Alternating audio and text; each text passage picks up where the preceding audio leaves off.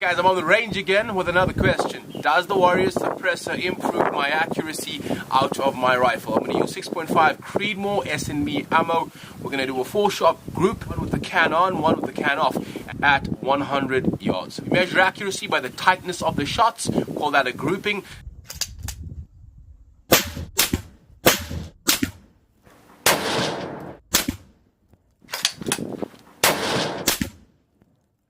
Now let's do 4 rounds suppressed.